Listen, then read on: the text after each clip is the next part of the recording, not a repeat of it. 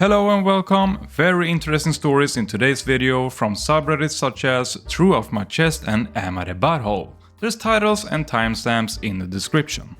Let's begin with the first story, which has the title I anonymously called CPS on my brother and his wife. Throwaway because there's still legal stuff happening as far as I know, and my main is known.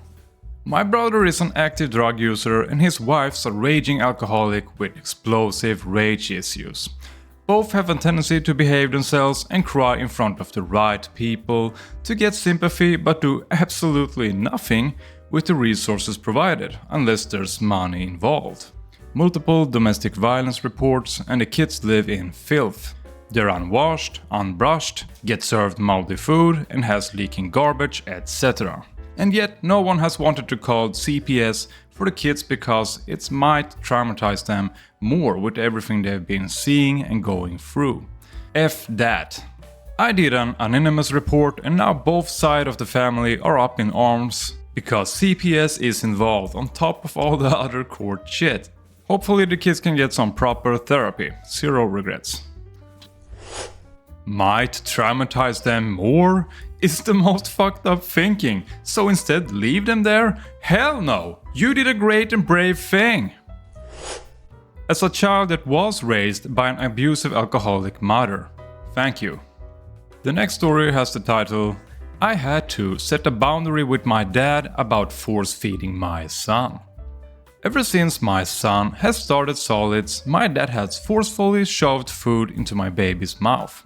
From the first time I saw him do this, I told him to please stop. I told him he can bring the food up to my son's mouth and wait to see if he wants it, or set it in front of him to have my baby feed himself. This past weekend, I had enough. It was my son's first birthday party and we had everyone at our house to celebrate. My son had an accident. He tripped and fell, hitting his upper lip on our concrete step, leading to our backyard and busted his lip open. Thankfully, no medical intervention was needed. We were able to get his pain and bleeding under control and proceeded with a party.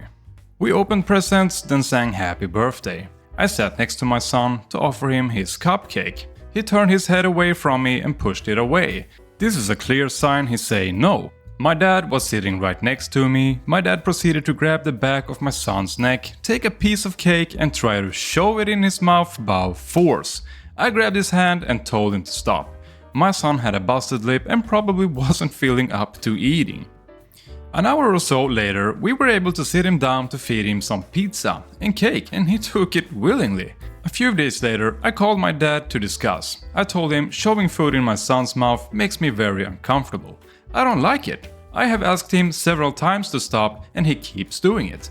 And he argued with me saying, how else am I supposed to feed him? I told him to put the food down in front of my son and he will feed himself. I'm also okay with him bringing food to my son's mouth and waiting for my son to take it from him, but if he's turning his head and pushing away, he doesn't want it. My dad went off, saying it's ridiculous that I expect him to feed himself. And he better not come effing bitching to my dad if he's hungry but won't eat. He goes on with that he doesn't agree with me and he couldn't believe that I was calling him bitching about this. I told him I was tired of him being disrespectful to me and we could agree to disagree, but that he needed to stop. I brought up the fact that my son's mouth was in pain and the shoving food into it while it was freshly hurting was absolutely not okay and that this is why I decided to talk to him about it. He then went on to say that I was right there when my son fell and it was my fault for letting him get hurt. It continued to escalate from there to a point he was screaming at me and I couldn't understand what he was saying anymore. So I hung up. I texted him telling him we will be taking some space. I feel bad just picturing this person force feeding that poor child, and when I read how he grabbed that poor child's neck, no! Please, what an animal! What is wrong with your dad? This story makes me so angry. Let's read some comments. Okay, so this may sound harsh, but you might need to go low contact with your dad until he gets it. Constantly ignoring your wishes as a parent and then yelling at you for respectfully voicing your displeasure with that fact is inexcusable. Yes, Yes, I agree, thank you. This isn't the first time he's done this with me, and I think I just reached my breaking point. We are currently not speaking. Your dad scares me. This is a quick way to destroy your child's relationship with food or cause choking. My son started to regressing with solids and taking more breast milk. My dad and stepmom were regularly watching my son on Fridays. I am hoping this isn't the reason why he started to turn away from food.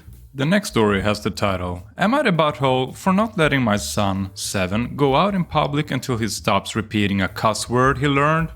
Last night, me and my girlfriend were watching a movie, probably about 11 p.m. Our son was supposed to be in bed and asleep for a couple of hours by now, but apparently he woke up and walked out to go use the bathroom, right when a character loudly said the F word. We had the volume lower than normal, but he still heard it. I tried my best to get him back to bed calmly, but he kept asking what it meant. I told him it's a bad word he shouldn't say, and that he doesn't need to know what it means. Apparently, that only made him more curious. It's been about a day later, and we've threatened and given out as many punishment as we can think of. Sit in a corner, we'll take your video games, we won't let friends come over, etc. But he won't stop saying it and keeps asking what it means. Well, me and my girlfriend wanted to go out to eat. Usually, we would take our son with us. However, we decided that we probably shouldn't, as he might say it in public or even to someone, or ask someone what it meant. I don't want to deal with that or have to explain it to someone. I especially don't want to be kicked out of a place because our son is constantly saying obscenities. So for the first time since he was like 2, we got a babysitter, not a complete stranger, one of our friends that my son has met many times. I know he wouldn't be happy, but he just refused to stop inquiring about the new word he just learned. He was very upset with not getting to go to dinner. I told him that we will bring him back food and wouldn't be gone long, and that our friend will watch a movie with him or play with him. Whatever he wanted. He wasn't having it. We were only gone for 2 hours, and apparently when we were gone, all he did was sit in his room and pout. He did eventually get bored and come out to watch TV, but was still visibly upset. Now we're home, and we've made some progress. He seems to be mostly over his fascination over the word. Regardless, he's still mad about not getting to go out. I feel like a bit of a butthole, but I don't know. Am I the butthole? This is a perfectly normal, age-appropriate part of his development, and you could not have handled it worse, OP. 7-year-olds are still learning. They can't pull reasons out of their asses. It's your job to teach him, explain why it's a bad word and what the consequences of saying it may be.